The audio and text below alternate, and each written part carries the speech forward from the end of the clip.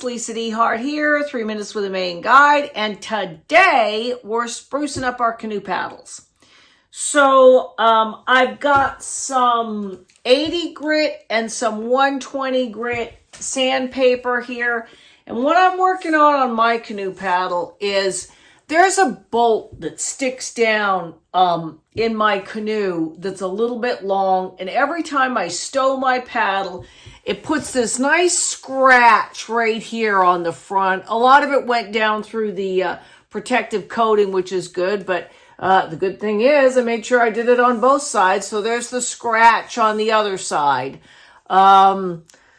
I just got bigger fish to fry. I would feel it, scratch it, and the only time I paddle is when it's flat, and then I stow the paddle and stand up to bring everybody down through a rapid with the pole, and I would feel it, scratch it, but I always literally had bigger fish to fry. But now I'm actually going to fix it. So I plan to sand that out. The edge is looking a little bit rough. I plan to spruce that up. You know, it still feels deep into the winter, so it's nice to get all this stuff done now so that we're ready to go when that snow melts and starts making those rapids. I wanted to show you this. This is a paddle that Gilpatrick made. He made a lot of beautiful paddles and made a lot of beautiful things. Gil wrote several books. He's a heck of a canoe guide.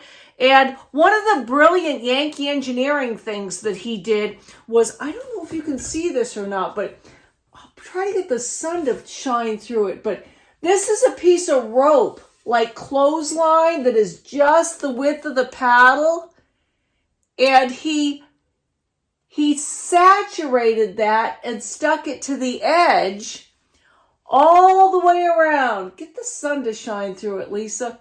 All the way around, and that way, if you ever wear out the edge, you just take the clothesline part off and you redo it and re-soak it. And I'll see if I can get a better picture where you can actually see the sun shining through, and it's clothesline rope. So brilliant.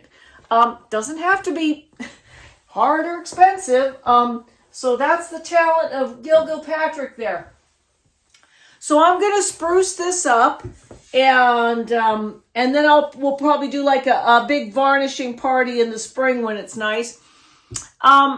Stay tuned next week, because these leather paddle sleeves, the pack straps, the knife sheaths, the stuff that I use to preserve all that with the leather and stuff, we're going to end up making that, and I'm going to show you how to do that. But that's next week. This week, we're sprucing up canoe paddles. I'm Lisa DeHart, and you've just spent 3 minutes with a Maine Guide.